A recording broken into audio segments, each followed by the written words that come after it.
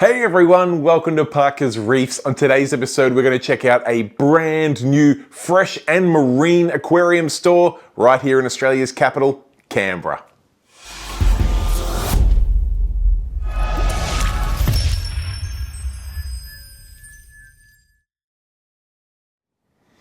Alright, thank you for joining me on yet another episode of Parker's Reefs, and as touched on in the intro, today is the day where I'm going to board a plane, head on up to Australia's capital, that is Canberra, and visit the team at Beyond Aquariums who are opening a brand new store. Well, it's a new store. They've moved about 200 meters up the road from their previous store, and if you saw the video I did of their store about a year ago, if you're anything like me, my jaw hit the floor, and I've heard from both Nick and Lachlan that this new store is bigger and better. So with their grand opening happening today, I thought I would get on a plane yesterday, get up there, get a little sneak peek before the doors open and all the punters storm in, get that first-hand look at all the new things that is happening right here at Beyond Aquariums. And I gotta tell you, there is a great team of people there that have real expansive knowledge of all things in this hobby, from marine fish and corals through to freshwater fish and plants, and of course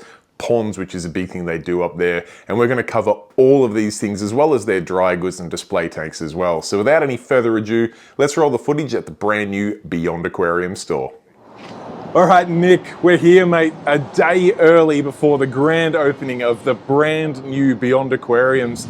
I believe you might be able to take us for a little bit of a sneak peek as to the flurry of work that's happening in store at the moment. Yeah, for sure. We're not finished yet, but we're almost there. But there's a lot to look at, so let's go in. All right, let's do it, man. I'm excited to see. The last shop you guys had was incredible, and first impressions of this one is it's a bit bigger. Yes, yeah, I think it's almost triple the size. So Wow. definitely got a lot more space and a lot more products for the customers. So yeah, it's really, really good. Yeah, You guys much nicer had space. every single square inch of the last shop utilized. You had stock, whether it be live goods, dry goods, floor to ceiling, utilized every single spare nook and cranny in the store. So to breathe out a little bit and spread your wings would be a nice relief. Yeah, for sure, especially when you were here 12 months ago. So Yes. you can see how much, we've grown in 12 months. things So have we evolved. were trying to keep this amount of stuff in that store, which made it really, yeah, it was pushing the limits. Yeah, definitely. Very cool. Very cool. All right, well, take us through. We're obviously in the entrance right here. And Yes, as yeah. touched on, there's an absolute flurry of activity happening behind us with all sorts of shelves getting stocked.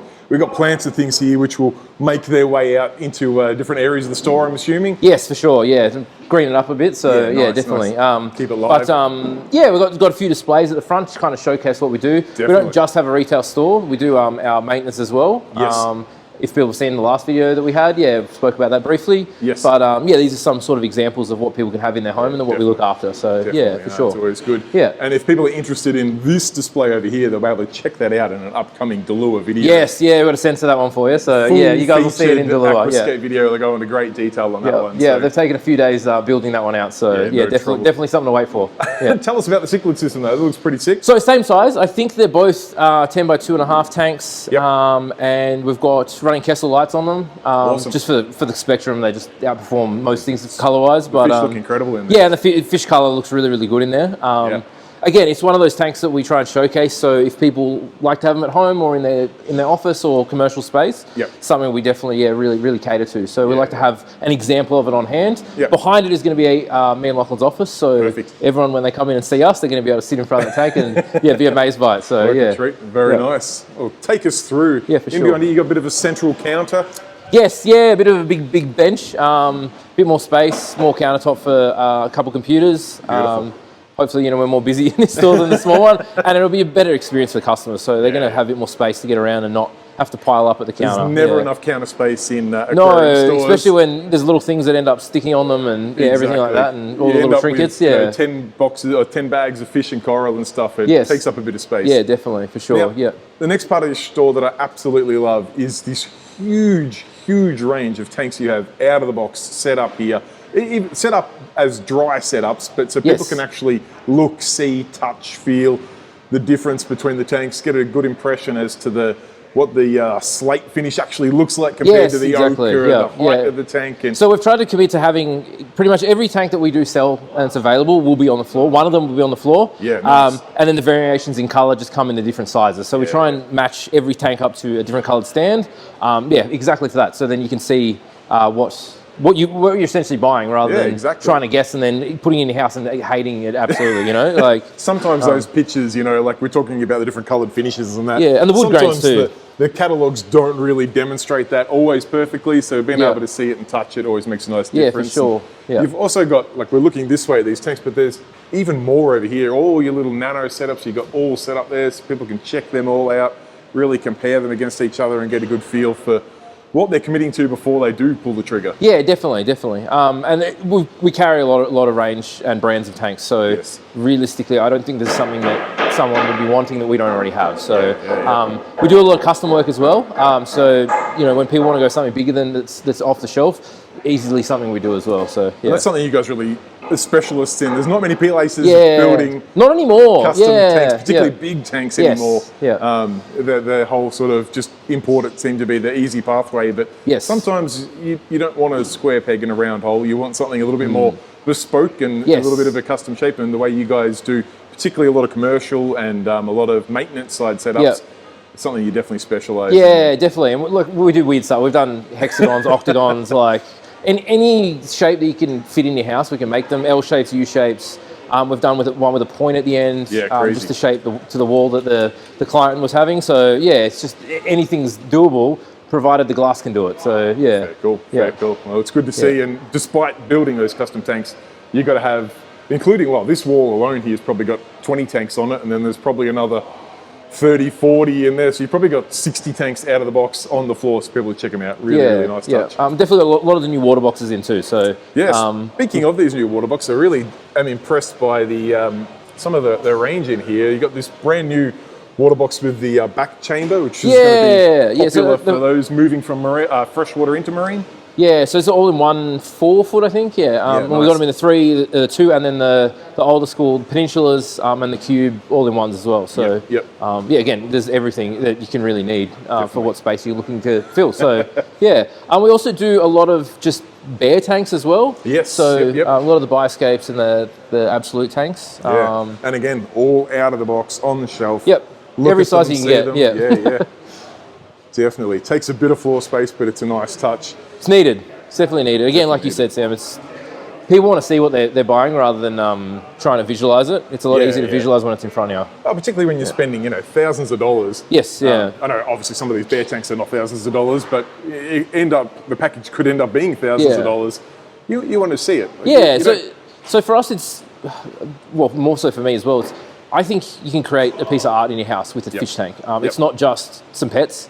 So I think it's a little bit different to dogs and cats. Yes. And I think that's what we like to focus on, especially when we're building tanks as well, is that we're trying to create almost living art inside your house. Definitely. It's the same with plants. Anything that's living, it is an art form in itself, the disorder and the chaos.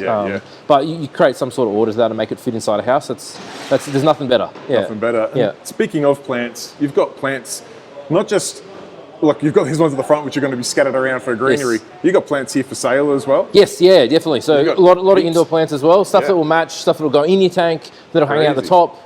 There's lots of options for us with that as well. A lot of hanging plants as well. So something to accompany your tank, I think, is the best way to put it. Yeah. It really ties together a couple of angles of the hobby as well, because, I know a lot of aquarists, particularly in the freshwater world, but even in the saltwater world, have an interest in plants as well. And in the freshwater world, obviously, you can combine them. So for sure. And over the recent years too, I think a lot of aquarists have got into plants as well as another alternative hobby that ties in. Definitely. So it's definitely worth having that range that people want for going around their tanks. Yeah. Excellent. I'll take us through what else have you got here? Yeah, sure. All right, so we'll go to the next area here. We didn't plan to make it bays like this, but somehow it's just worked out that way. But next area is a lot of rocks and gravel. Yes. So this bay is more predominantly to freshwater. Yep. So this is your sort of freshwater scaping section where you've got, from small bags of beta rocks to Iwagami, am I pronouncing it? Iwagami, I think, yeah. Iwagami substrates. Don't ask me what it means, but it's definitely something some of your plant-based ones through to your some of your sands and pebbles and things, and then obviously onto some of your big rocks that you're going to then build your scape with. Yep. And then more plants as well. More plants as well. There's no shortage of plants here, which I got to say I do love to see. Yeah. It all looks nice and tidy. And this bench in the middle here is just that's for, I guess, people wanting to build scapes. You know, we can set up a size. We're going to have measurements and everything on it. Again, awesome. Everything's in construction still, even though we're supposed to be open by tomorrow. It's definitely challenging. Well, there's a lot of us here today, so we're getting it's all happening. A lot will happen today. Yes, we can see if we do a quick pan around now. There's reps, heads everywhere. There's staff. There's people everywhere. But you know as well as anyone, Nick, that fish shops are never finished. There's always things that you're working on. I think even a month before we moved, we were still developing the old shop when it's like it was almost useless now when you think about it. But again, we're still trying to create a feel and a vibe of when you come in as a customer. Yeah. Everything you need is here. You don't need to worry about, I might have to think about getting this other product. Maybe I won't grab this today because I can't get this, or I can't match things up. We want it all here. So then someone goes, I want to create this piece of art in my house. Yeah. The people at Beyond Aquariums are going to help them, no matter what they're envisioning or they're inspiring to create. We can do it for them. Makes sense. And you've got the experience and the know-how as well. Yeah, for sure. And through us doing installs as well, is that we can actually sit down with you and go, hey, this is what's worked in the past. This doesn't work really. We've done it. You know. Yeah. It's like almost like that cheat code that you're not going in and alone. You don't have to jump online or whatever and ask questions when you're not going to get the right answer. There is people here with years and years and decades of experience of doing the wrong thing. That's the main as well thing. As anyone, like you go to a fish shop and they sell you, 80, 95% of what you need, and say, you just pick up some of your plants from Bunnings or a nursery or something. You go to the nursery and you're there. You say you're there for aquarium plants, and they look at you like you're from Mars. Like, they got no idea what you're talking about. Yeah, you don't want to compromise either. You don't want to miss the things that you need and then compromise and get something else that wasn't exactly in your vision, because you're always going to think about that the 5% that you're not happy with. Yeah, definitely. So then going around here further, we've got a lot of the marine rocks, the plates, all your Marco Reef rock as well. Beautiful. We'll have marine sand with it as well. I've just been busy stacking these up here, getting. Yeah, I don't think he's finished. There's more to go. Yeah. He's bailed out when the cameras come around. But I tried to throw a mic on him and he ran. He literally ran. So, yeah. And you've got more of your planted aquarium soils, like your master soils and things like that, which obviously release your fertilizer and things. Some of your driftwoods. A little bit of inspo here in the corner, looking a treat, and then a wall of Delua vine over there as well, which turned out quite nicely. Yeah, all the multiple colours of the vines that Delua does seem to work really, really well. People like it. It's a good. I think it's a good product. Looks great. A lot of people use it. I think we're still missing the marine sand, so Arj is probably hiding. I don't know where he's gone, but he's probably hiding away from us still. So more to come. Take us through this section in the middle here, because you've got some stuff in here that. As a Victorian, for our international or our interstate viewers, or people, maybe even locals here in Canberra that don't know about other states, I can't keep koi. It's banned in Victoria. Massive fines, and it's a shame because I absolutely love them, and I come to either Sydney or Canberra, and you guys are allowed to have them, and you guys have got some incredible koi, and you've got the setups and the know-how and even the machinery to come to people's places, build a huge monster pond and stock it with koi. Yeah, exactly. Yeah, so any size really. That's the thing. It's no size is too big. If we can fit the machinery into your backyard, we can dig you the biggest hole you want. And if you're not in Victoria. Yes, Well, can you guys do goldfish outside? We can have goldfish. Not as big, but it's not the same, is it? It's not the same. No, and so, you'd always look at them and go, you're not a koi. Yeah, so same with these are Arj's products as well. Yes. Evolution Aqua has supported us quite well over the years with their products. We install a lot of them.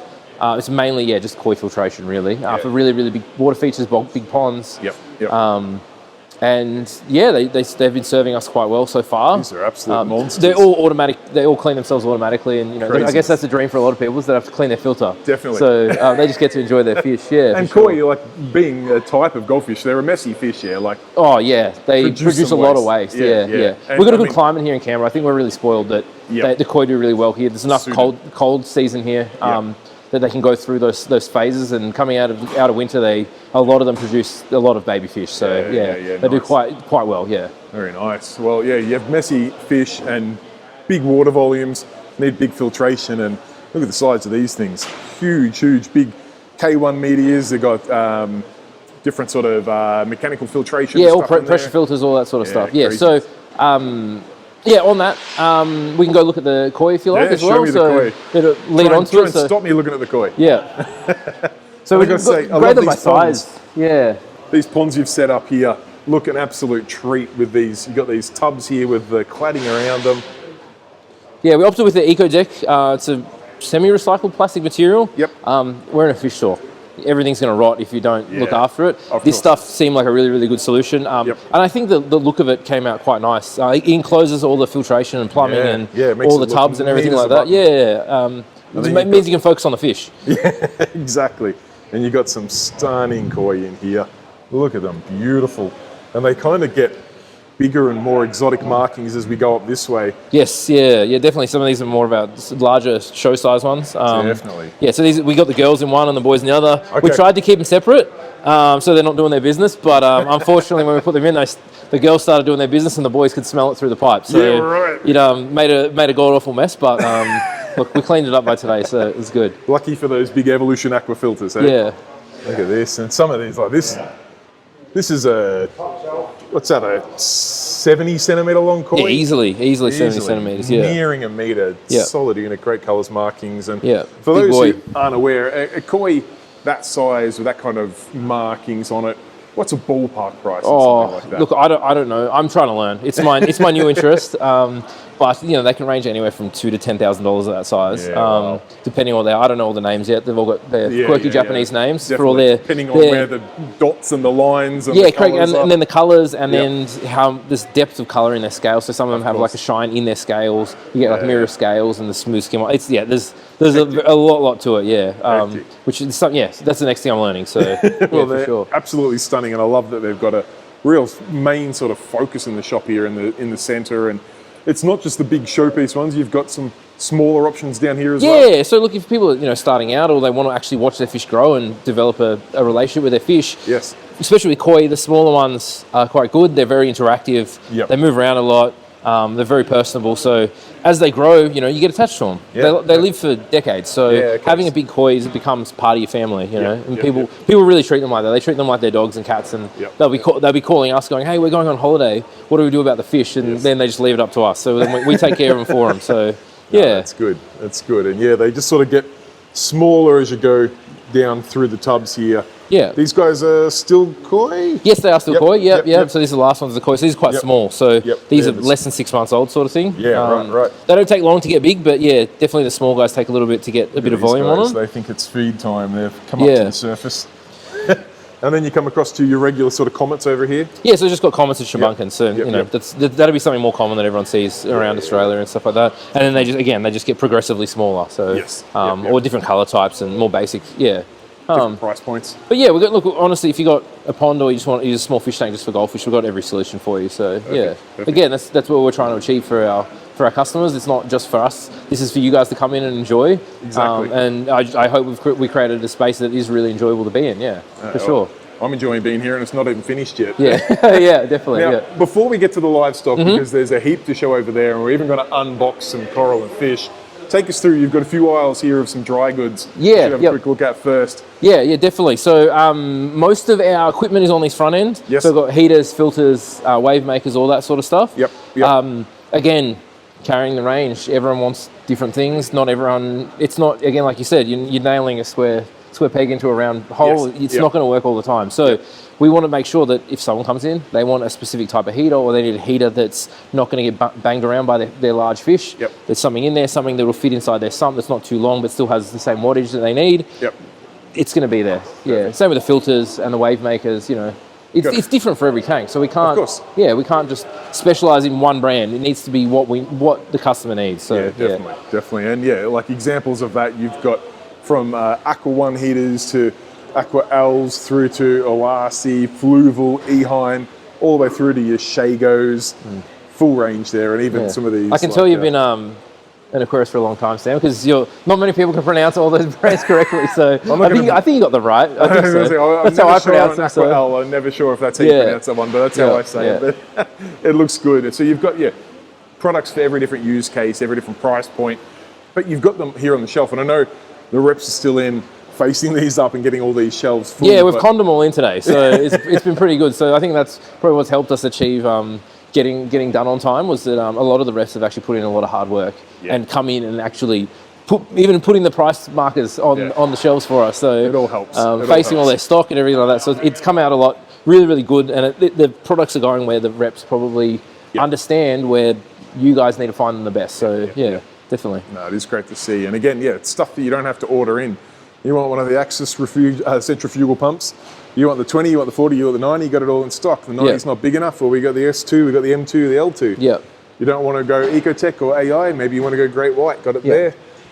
Through to Mantis, and I noticed when we get to the livestock, you've got you're running some Mantis on your fish systems back there. The big Mantis. Yes, I didn't know until we put them on and ordered them that they had ones that big. So I always thought they stopped at 12, but yeah, we've got some quite large Mantis running on our filtration components. Yeah, great looking pumps too. So yes, fantastic range, and likewise, you guys are big fans of Deltec, obviously.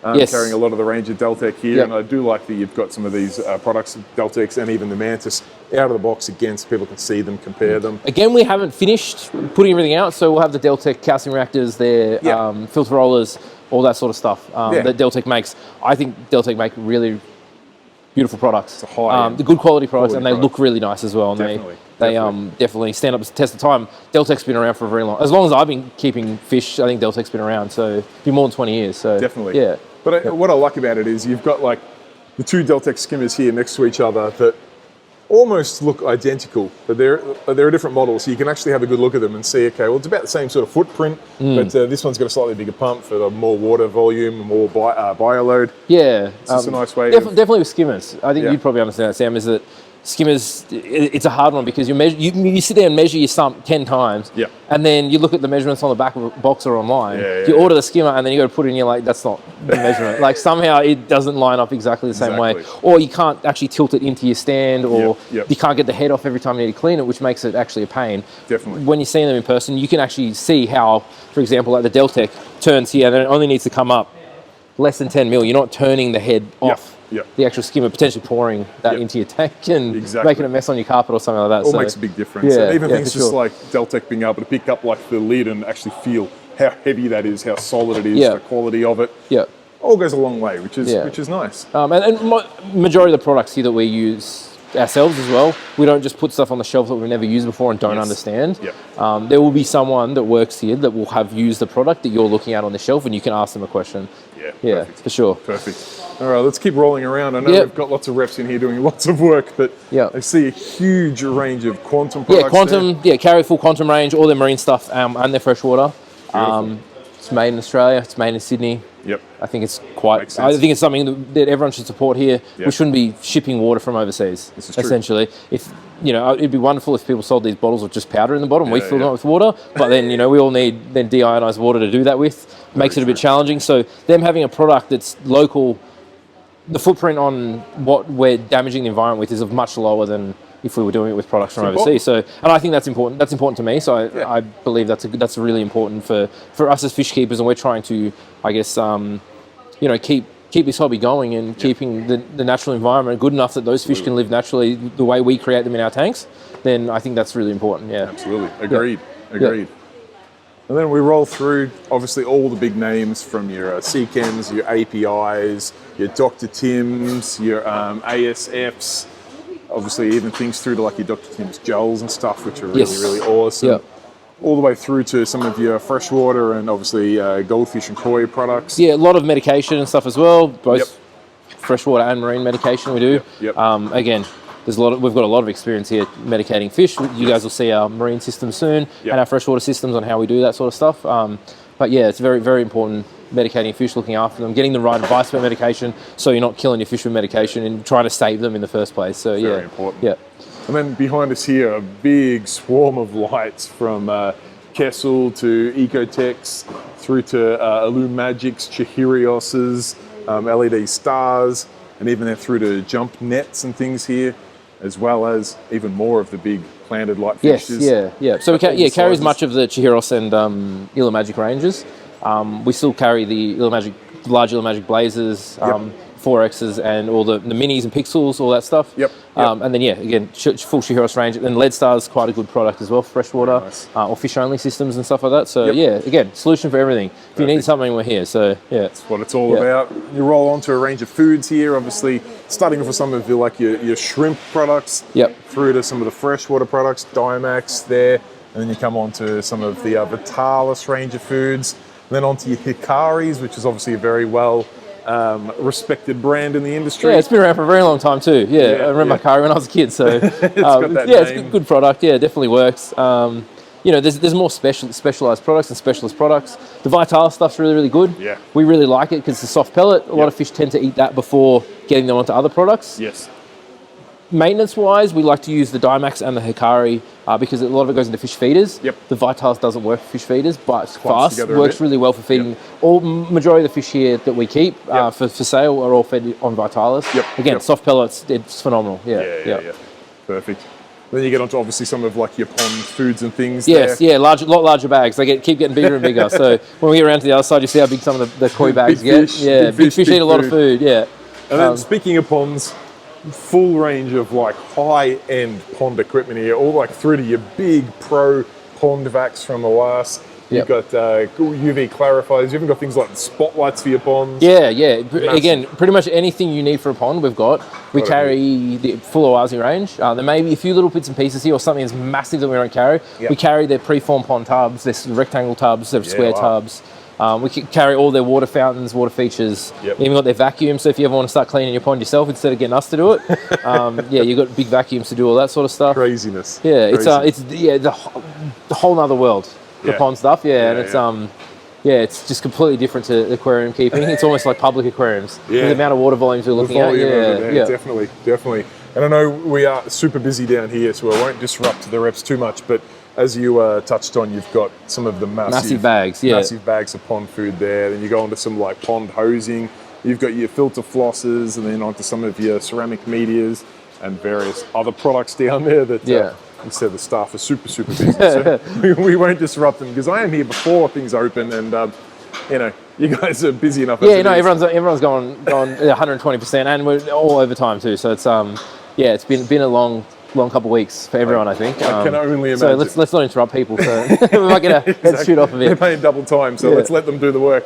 Let's have a look at the livestock itself, and then maybe even if possible, we'll get a quick little sneak peek at some of the infrastructure behind the livestock. Yes, definitely. I always love to see, particularly in brand new stores, because there's some things that translate really well from the home aquarium, some things that are just on another level. The lack of cable management is probably something translated from home aquariums. But that's something that again, we're not done yet. That's the refining things you do after we're open. And no one sees that unless they go behind the fish tanks. So which they don't need to. So well, if anything, it'll make people feel better about their cable management at home. Definitely.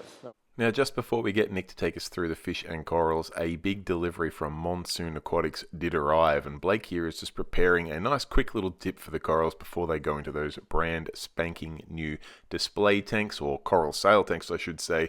And now Nick and Blake are unboxing some of these corals, and I figured we may as well have the camera hang around while they get them fresh out of the bag and into these tanks. And then what we will do is I will grab the DSLR when they're all in the tank, so you can have a good close-up, high-quality look at each and every one of these corals that come in.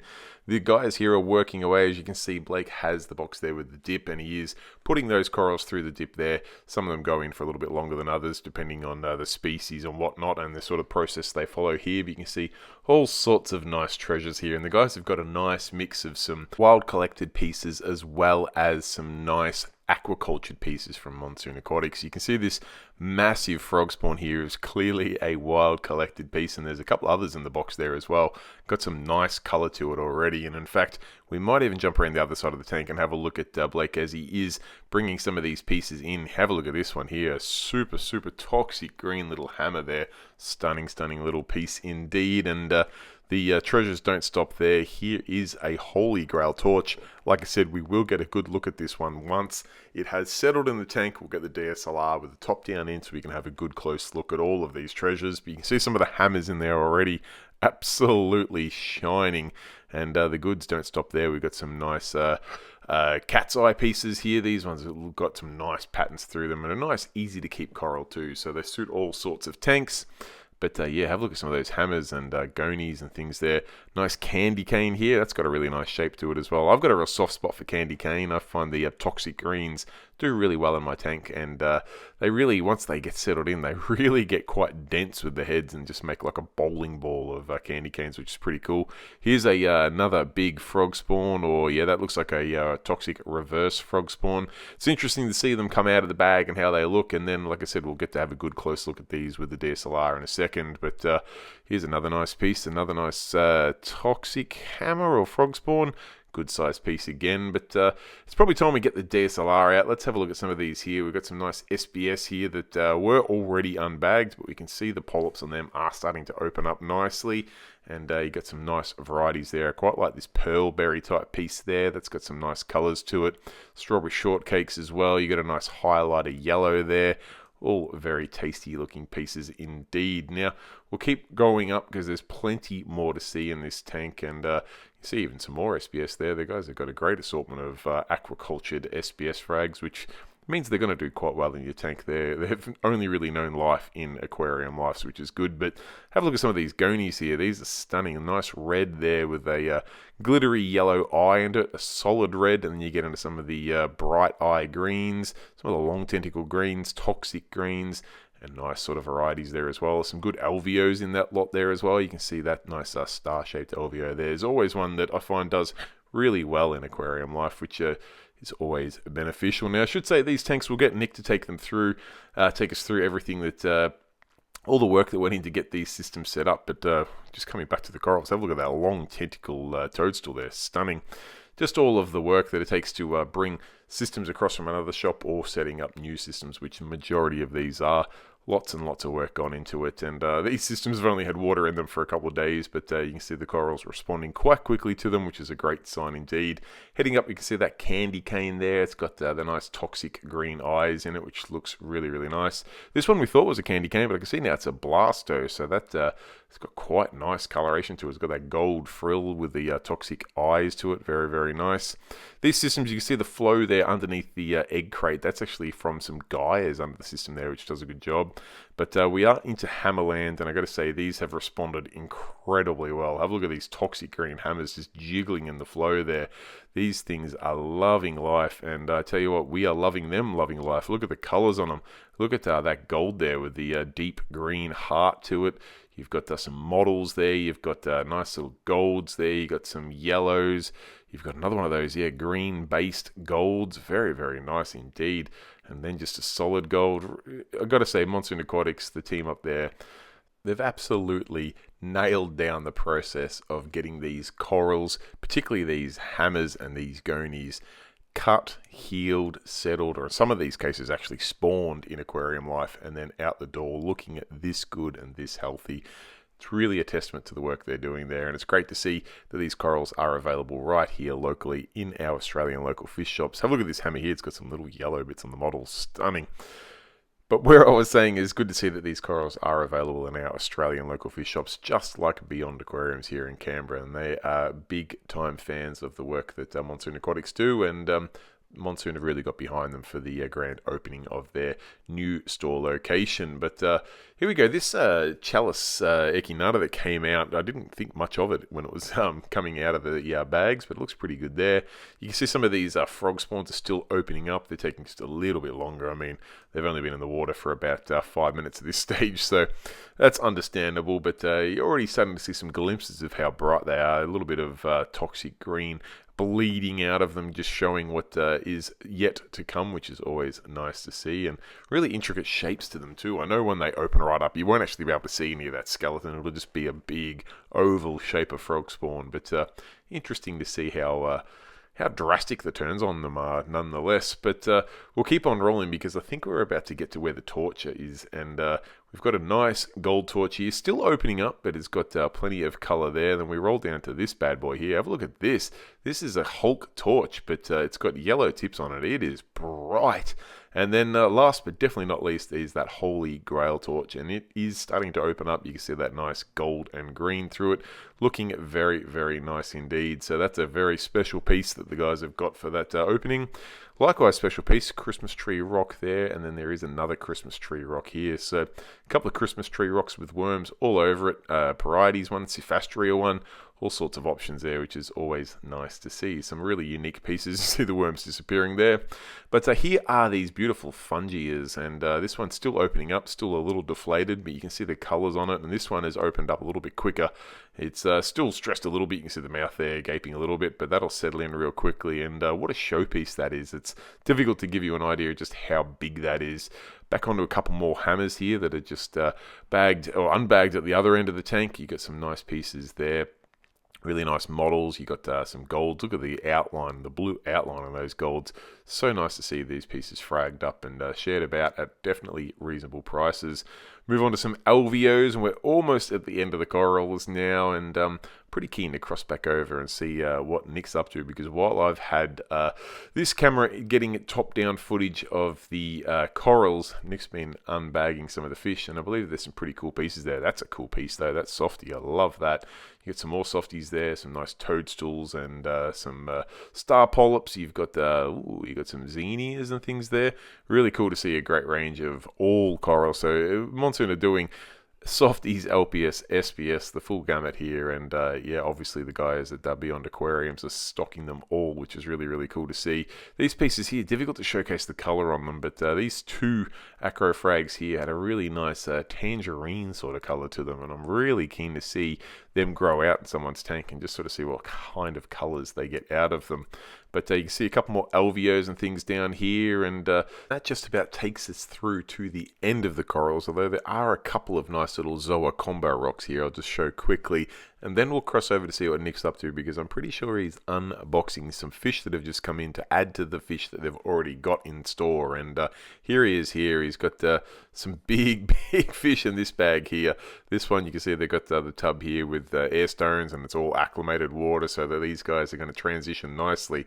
But this is a decent size unit in this bag. Keen to see what he is.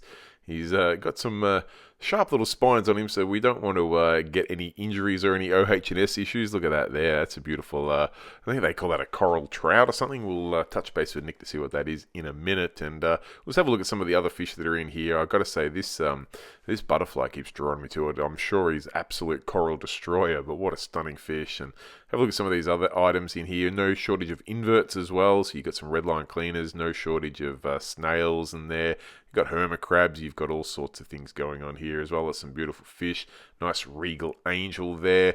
We'll get have a quick look at what else to see Nick is unbagging right now, and then we might cross back over to him and find out what he's got in stock, and then of course get him to show us a little bit of behind the scenes of the filtration of all these systems. But there's a beautiful lipstick there, nice wrasse in there. In fact, cryptic wrasse I think in there with him as well, which is cool to see. And here he is, the man himself. He's working away, and like I said, I'm probably going to give him a respite from work and put a microphone on him and get him to take us through these as well, because I'm sure what he needs right now, just hours before the brand new store is open, is to be on camera and take us through everything that's happening. But I want to find out more about this coral and fish delivery, so we might cross back over to Nick now. All right, Nick. So yeah, We've been unbagging some fish and some coral, putting them through the process. I believe you guys have a system here where you offer both for your customers with the marine fish, in that you have a TTM quarantined range of fish available for people, and you also have fish just non-quarantined. If you want to do the process yourself, if you're set up and you're capable and you have the time, equipment and know-how, you can do it and save yourself some money. Yes. Yep. But if your customers would rather you guys do it, you offer that facility as well. Yeah, especially some fish we've learned that don't really tend to do well in the TTM process, or any quarantining process for that matter. Yes. So a lot of those will end up with the inverts and things like that, and they will get put on a lot of condition, a lot of health while they're just in our racks. Yes. Again, like you said, people can purchase them beforehand. Yeah. But they will all eventually migrate through to being quarantined. Yes. It also gives a good snapshot of what's going to be coming through in the next couple of weeks. If you're after that really, really prized fish, you're willing to wait a month. Yep. You can keep an eye on that fish. What we can give you the date that it's coming out, and you can jump on it the day that it's ready. I think quarantining marine fish especially is very, very important. There's a lot of diseases, a lot of pests and problems with Particularly them. when you're talking big systems that have got a lot of fish in there already. Yeah. You're really starting to roll the dice a little bit. And yeah, for sure. And it doesn't come down to the cost of a fish. No. They could be really, really cheap, $20 fish. It's that these are living animals. We should be looking after them. We should be treating them in a way that is humane for once, and that it should be done for every fish, regardless of its value. So we try and provide that service. That if you can go, hey, I want to buy that fish that's not quarantined yet. Can you guys quarantine it from today for me? Yep. You go, yeah, come back in 2 weeks, you pick it up. Yep. So more than happy to do that, or you're more than happy just to come and window shop and look at the ones that are already quarantined and they're ready to go. It just comes down to the amount of time the boys have and the staff, the other staff have to get the fish through that system and treat them and medicate them while they're in the TTM as well. Yes. Seems to be pretty successful for us. We've been doing it for at least 5 years now. Well, that's the thing. It's one of those practices where if you have the facilities, you have the space, you have the know-how. I know the time's another factor that people always think shops have time. The reality is it's quite a challenge to find time, but if your customers want it and support it, you'll find time. Yeah, exactly. And I think it also helps prevent that impulsiveness of buying a fish that you might regret. At least you can think about it and really weigh up, is this fish going to suit all the fish in my tank? Especially with like large tanks and things like that. And like you said, people with really big fish tanks, they want really big fish, but it's quite hard at home to quarantine a 20, 30 centimetre fish. Whereas we've got plenty of room now. So we're doing well with the room space. So exactly. Now we saw some of these fish coming out of the bags. You just had a monsoon delivery come through. They're fish and coral. Can you take us through some of the stock you've got in? Yeah, for sure. So as far as the quarantine stuff go, this is monsoon from weeks ago. Some of it came from the old shop as well. But specifically with the clowns, majority of our standard Ocellaris and Peculiar clowns all come from Matt Bates at Coastal Clowns. Coastal Clowns. So even just the standards, your snowflakes, and then all your other higher end clowns all come from him. Perfect. We always try and carry a pair of wild caught clowns. I think we said that in the last video too. It's always good to show people the difference between a wild caught clown and a captive one, just so you can sort of see the different colours, markings, things like that. I think it also comes I find their swimming behaviour is a little bit different. Yeah, true.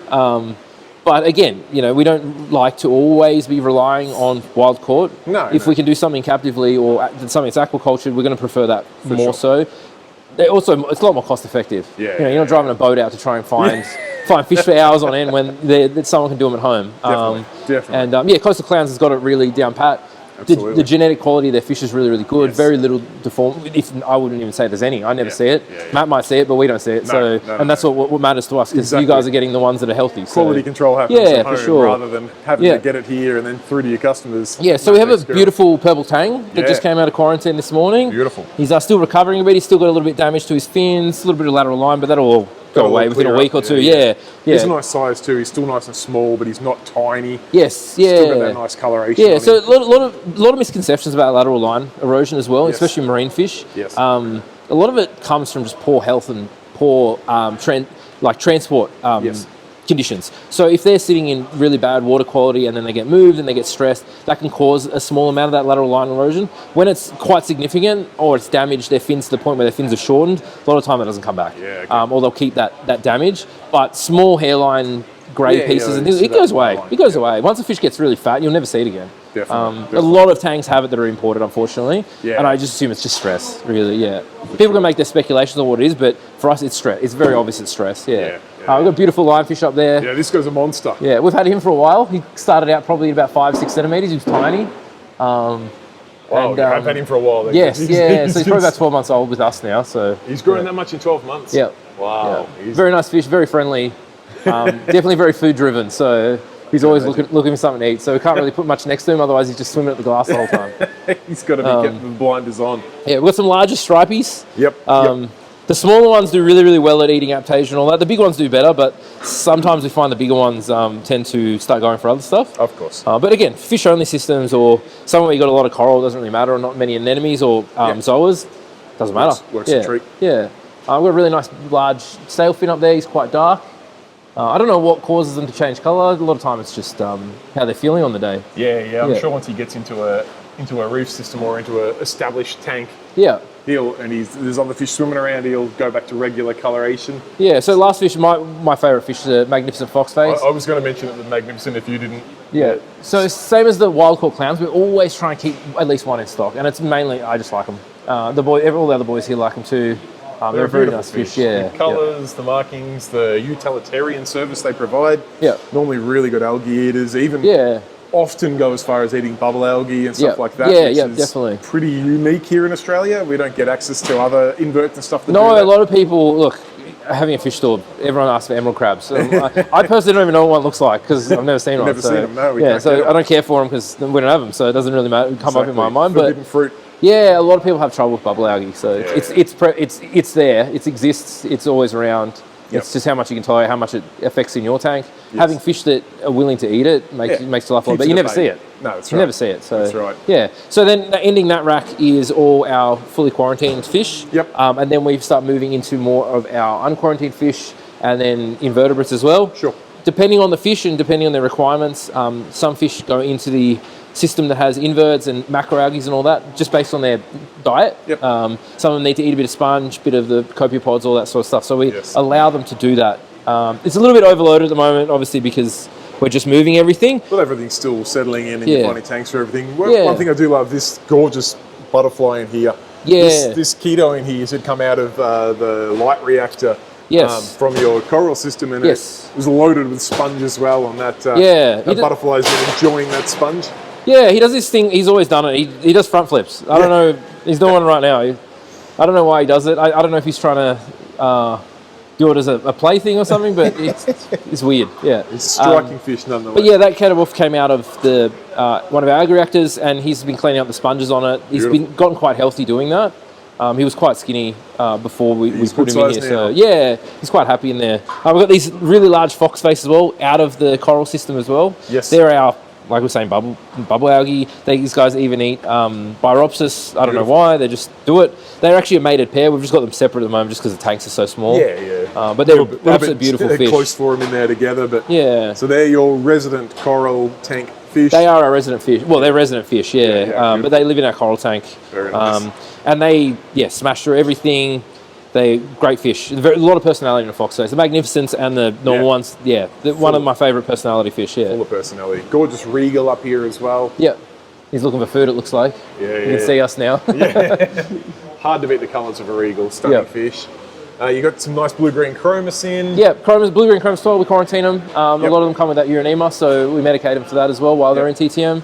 And they tend to come out pretty good now. Again, it's all a learning experience with those guys, and it's taken us a while to refine it, but we do get a lot through. The problem with them is we do 20 or 30 at a time, and people like you, Sam, with big tank go, I'll take all 30. Yes. Because they know that they're healthy, they're already gone through quarantine, they're not interested in waiting. They've been waiting for chromis for a long time. They want a full school of them done. Yeah, no one wants to add 4 chromis and then add in a month's time another 4 chromis. That's asking for trouble. Yeah, but they get aggressive sometimes. I don't know what that is. You want to put them all in at once. Yeah.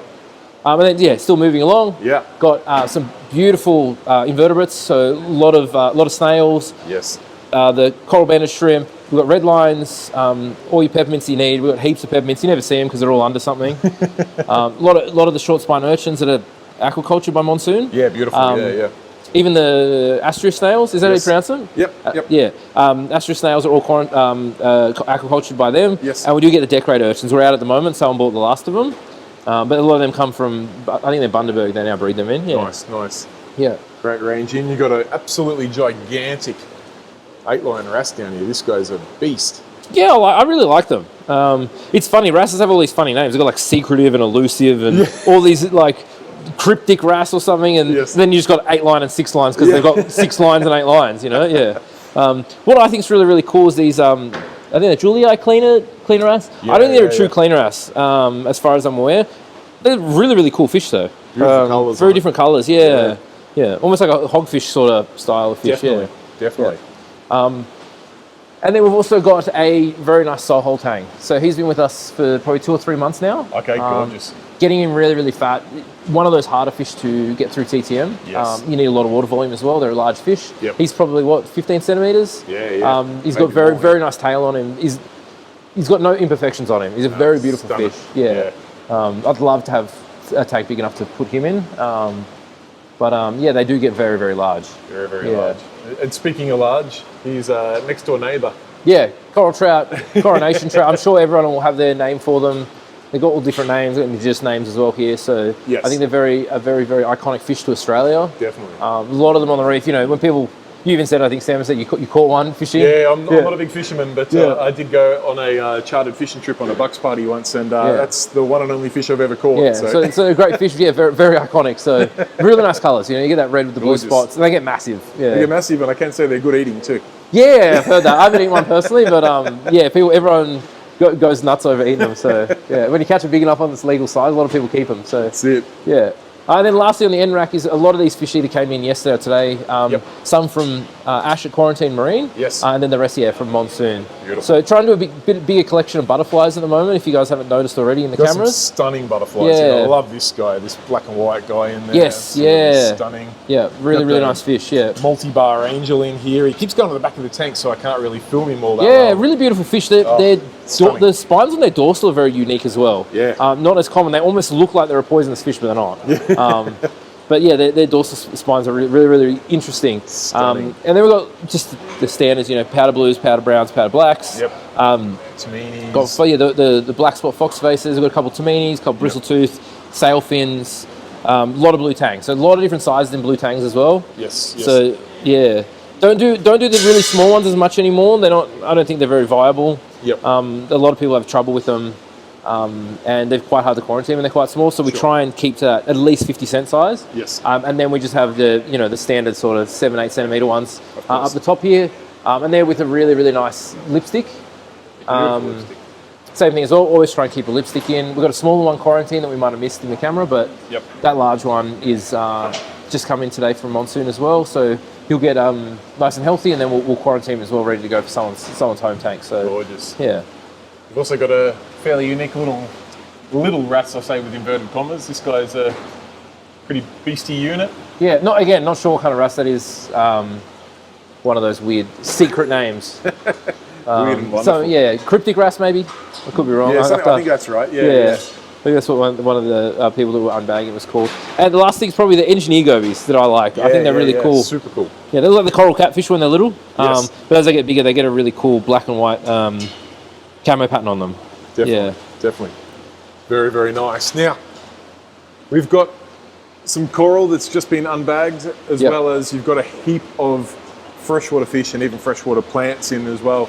Which would you like to go through first? Let's do the corals. So let's stick to marine. So let's do it. So a lot of new corals in today. Haven't fully filled it yet. It's just because it's brand new. Don't want to overshock the system. Absolutely. But there's plenty to pick from for now, and for our opening tomorrow, people will get a lot of treats in here. So it always amazes me how many boxes of coral it takes to fill a system like this one here, which is probably a 10, 12 foot long system, something like that. 12 foot long tank. 12 foot long system. You always think when you're unloading when you go to like the airport and you're loading up, 20 boxes of stuff, you're like, oh man, we're going to have to find room. Yeah. Well, this was 6 boxes. So, and it's like, I kept saying to everyone here, I was like, it's not enough. It's not going to fill it. And they're like, no, it's going to be too much. And it hasn't even filled There's it. A lot of coral in here though. 6 boxes of coral, and you've got quite a few standout pieces in here. Some pretty stunning torch, holy grail stuff there. Hulks, 24 karat golds.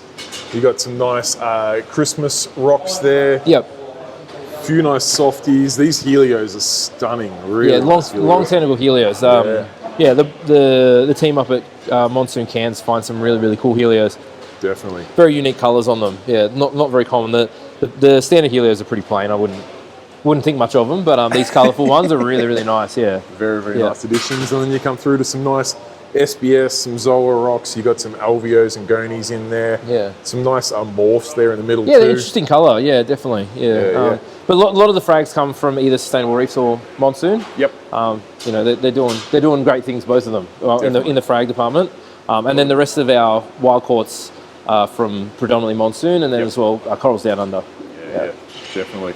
And the stuff that Monsoon particularly, and that's the order we unboxed today, are doing incredibly well. There's 2 things that they really have their name on at the moment, and that is hammers and gonies. Oh, their gonies are great. Yeah. They have not disappointed with the hammers or the gonies. They look an absolute treat. This dual head toxic green there is ridiculous.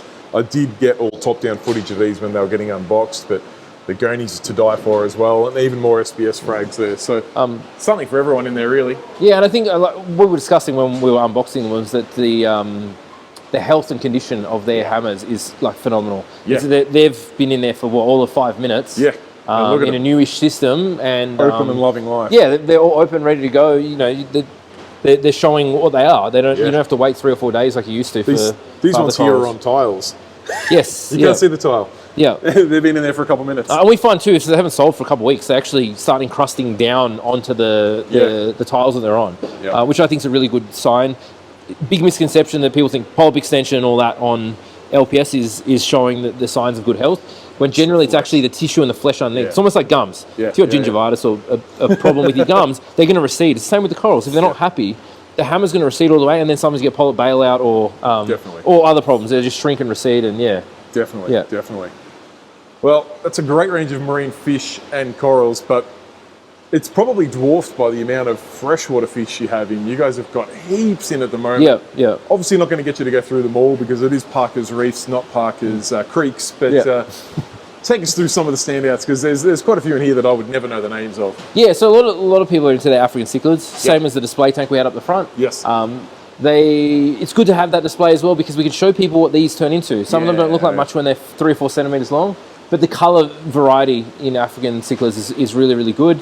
You're getting the compromise of not having a marine tank, so you're missing out on coral, but you still get a lot of really, really good color, especially this tank up here with our mixed peacock cichlids. In there are absolutely popping. They are next level coloured fish in there. They look a treat. Look at them just shining on camera there. They look fantastic.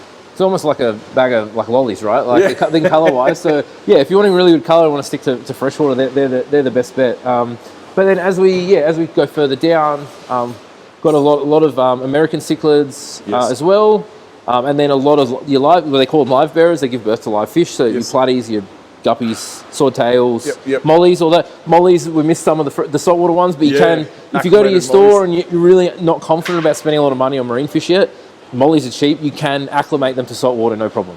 Yeah, we've done quite a lot of time. They will breed in saltwater again. Then you got saltwater mollies permanently if you want. Good algae eaters too. So fun little fish, but huge range. The tanks just keep going there, and you see the team is still feverishly working away. There's multiple people working on multiple tanks at once. Yeah, a lot of fish to sort, a lot of fish to organise. I unbagged most of them yesterday, and I probably put them in tanks that they shouldn't be in. So I'm creating more work for everyone else. We've got some really, really cool Australian nays as well. So we just got them in. Apologies for the tank being not untidy still. We haven't scrubbed them yet. But we've got some Saratogas in. Yeah, cool as. So they're a nice native fish from the northern parts of Australia. Beautiful. They get quite large. You know, they're our alternative to an arowana that we can't legally get in Australia. Yes. So I think they're still quite nice. The only difference is the tail, really. For most common people who are looking at them, it's the tail. Exactly. There's some weird things like alligator fish birches. Yes. Or bashirs, I think some people pronounce it as. But he's got an albino one. And then the other guy, Definitely a different kind of fish. Fantastic. So huge range of freshwater fish.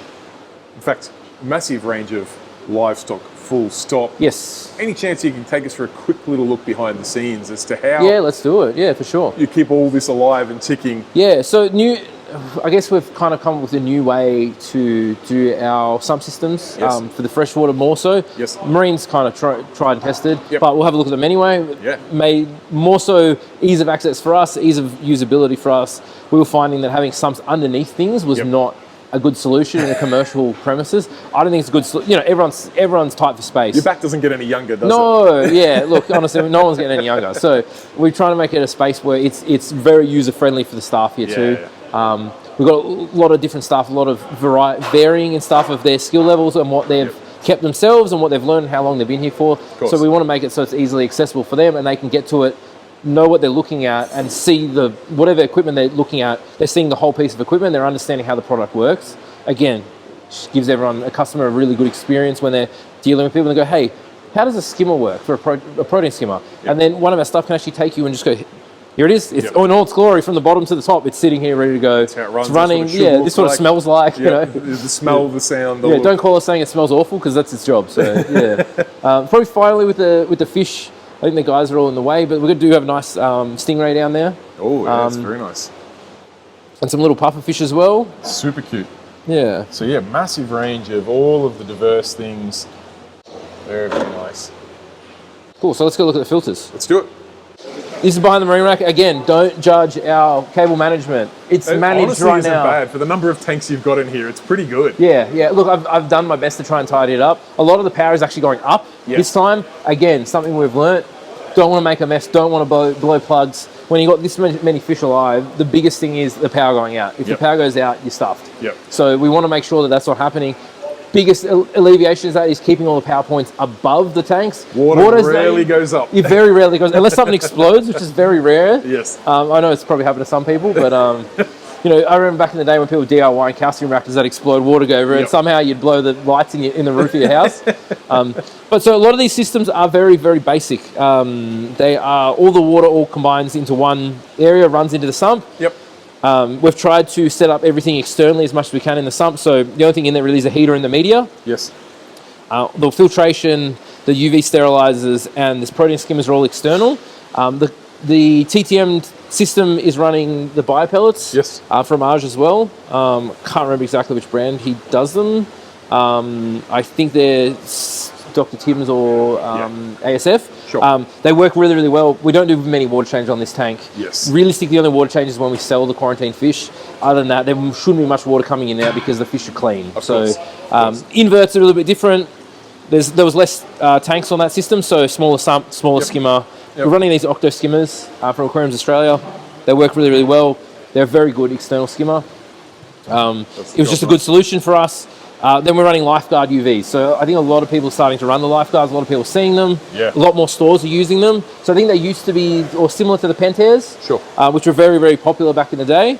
But they do work really, really well. The bulbs even have on their power supplies, they have a timer on when they need to be replaced. So so 12 months is generally what we recommend for UV bulbs. Yep. They're running 24 hours a day. And then you can divide it. If you only run 12 hours, you divide it. They've got 2 years on them. But especially with ponds, so people got big koi ponds, we'll have them almost exclusively. Our clients will call us in 12 months and go, hey, why is my pond gone green all of a sudden? And then I look in the notes and I'm like, hey, we serviced your pond 12 months ago and we replaced the UV bulb. We just got to do the UV bulb again. Last one, this is for the unquarantined fish. Bigger skimmer again. Bigger UV, same thing, it's just heaters and media. This one's running out a bit of water because us and Sam have moved all the fish around this morning, so we've made a bit of mess in there. It's quite a clever system you've got where you've just got the overflows on each of the tanks here. Come into a central pipe, which then comes into your sump. External skimmer. Look, we haven't done it before. Heaters. It's not like we haven't done it before. So we've learned from our mistakes. There's a few things we still need to refine, especially in the saltwater areas, because as you can see, you're getting a lot of salt creep from this foaming. So that's something that we need to mitigate. But other than that, the way that we've developed them now seems to work really, really well for us. We've done it a few times. We've just refined it every time, really. Make it easy for us, make it easy just to produce. It's no different tanks when people have a reef tank at home and then they start planning their next tank. They think about all the things, little things they'll do differently to make it easier. So I think I was speaking to you off camera, Sam, but I mentioned that we're really good at leveraging our skill and knowledge and what we've done in the past. So all these tanks, the stands, the plumbing, all that, we did all ourselves. So predominantly between me, Blake, and Lachlan, we got a lot of this systems knocked out. And we also had Pat to help us as well. He's part of our landscaping team, so he does the pond builds mainly. But very resourceful when everyone's got their own proficiencies and skills, and we can leverage that to the nth degree to get all this done in time and get it ready for everyone. Perfect. So we'll look at the RO system next. I was going to mention the RO system. This is a pretty decent sized unit. So I made this completely modular and came up with myself. There was a few technical specs that I hated about the pre-built systems. Pre-built systems are missing certain things that aren't fit all for all the water types. So I didn't realize until recently that I was speaking to someone about the larger commercial filters. He mentioned that he did the filters for the art gallery here in Canberra. It's really famous, the Australian art gallery. And he was saying that we've got actually a lot of colloidal silica in our water. I've never heard of anything other than colloidal silver and people drinking it and doing all that stuff. But so I had to make a system that also worked with that, and understanding how much water we use here was something that I had to consider when I made the system. So really, really large units, a lot of monitoring control. And then also having the colloidal silica remover to prevent the RO membranes from damaging themselves. I think we make 1,600 litres of water a day out of this system, running at 12 hours a day. So that's should be more than enough than what we need. And we've got, again, we haven't finished yet, but we've got a couple 2,500 litre tanks ready to go that we're going to be filling up and having them on hand. Like most stores, we sell the saltwater and RO. So finally, we'll probably look at the freshwater fish sumps and systems, how we do them. This is something that I'm super intrigued by, because quite often freshwater systems don't really have much of a sump per se. Their filtration's sometimes a little basic. Yeah. Obviously, you can go full on with canisters, but you guys have got a full on almost commercial spec canister. Yeah, well, people, each one of these systems. People say that, you know, like setting up a marine tank's expensive. Setting up a very bespoke, you know, I don't know of any other stores that are running these yet on their systems of freshwater, but essentially we have a sump system that collects all the water, same as the marine tanks where it all converges into one area. Yes. At the moment, we've got the indoor plants sitting in there that we run along the roofs of our shop. Yes. They're just sitting there at the moment, temporarily, out of the way. They're nothing to be thinking about. Big mantis pumps like we were talking about. Yeah, the big marine compatible, dry compatible as well, so you can run them dry out of the sump system to get extra space. Yeah. Big UVs, and then so these guys are a biological and mechanical filtration in one. Kind of work like a filter roller, except that the filter roller cleans itself. Yeah, I can't show you because it's going to make a lot of water. No, it's all good. But essentially, they have really high pressure nozzles that, as the drum spins, it pressure washes all the waste off, and it runs down directly into the drain. So all these systems are on this big drain line down the bottom here, and then that runs just to waste. They use very minimal water as well, about 150 mils, 200 mils of water every time they do a flush. Crazy. And it's just all automated, so we don't have to think about it. Once I've got time, they'll have a pH probe and a TDS probe in there, so same as like a salinity probe. And that will look after the pH and TDS, so then I know from my phone what if any of these systems are running are wrong. It's not the cheapest, it's not the easiest system to set up. We pulled out our hair most about getting these right and making them work. But now that they're working, I know that my staff don't have to worry about touching these systems every day and constantly and worrying about what the pH is, and any problems to have, we can solve them here. Easy to also mass medicate things, all those sort of situation. I wish they made these for marine, they don't, so we can't use them. You've got the biological media here in the K1. Yes. I believe Lachlan mentioned earlier when I came in something like it was like 200 grams of food. I think these take almost 500 grams of food. 500 grams of food each per day, 24 hour period. Without seeing any ammonia, because the bacteria in there will take that out. And then, just so people understand, this is a big barrel. So I can actually spin it for people. So it just rotates like that. It's on a little gear. It's like a starter motor for your car.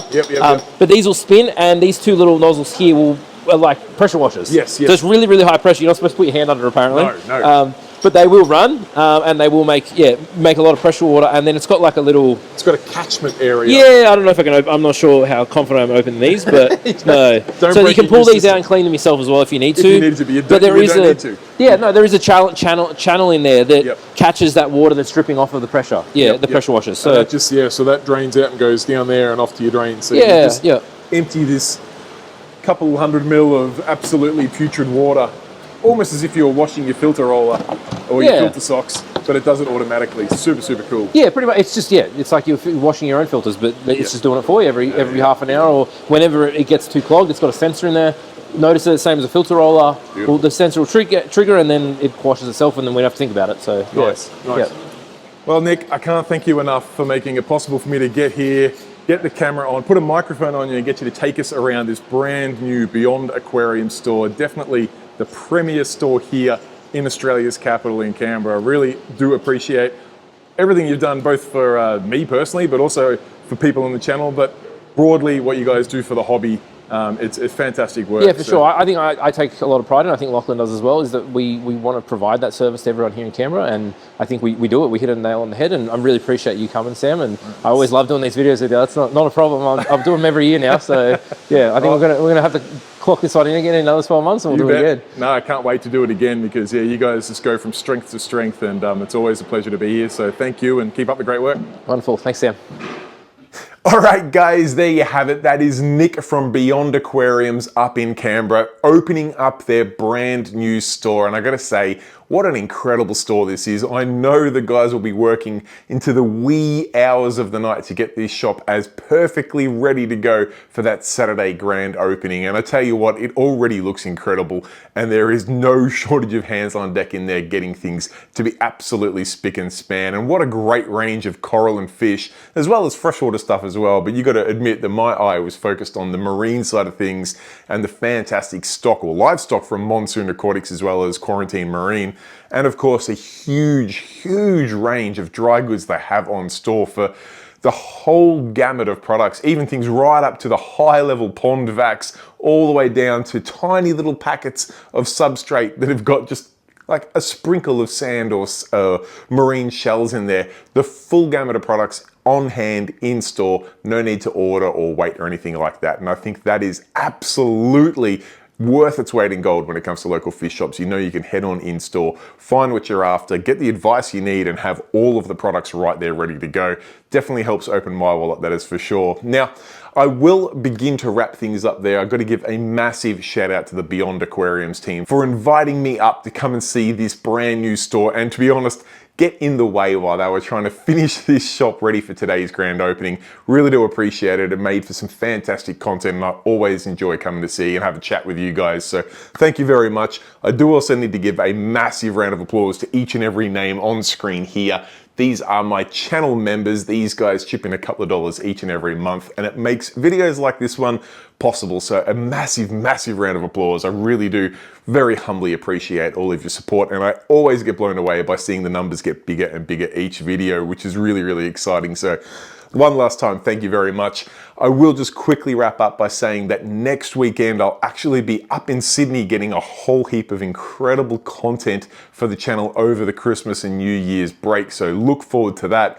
But next weekend's video is one not to be missed, where I do visit the Royal Melbourne Children's Hospital and check out their 130,000 litre marine system with a full behind the scenes tour. So be sure to be here, same place, same time next weekend. It's a video not to be missed. And then stay tuned for some incredible Sydney aquariums coming up very, very soon. Anyway, guys, I should wrap things up there. It's been an ultra long day. Appreciate you taking the time to watch the video. Till next time, stay safe, keep reefing. Cheers, bye.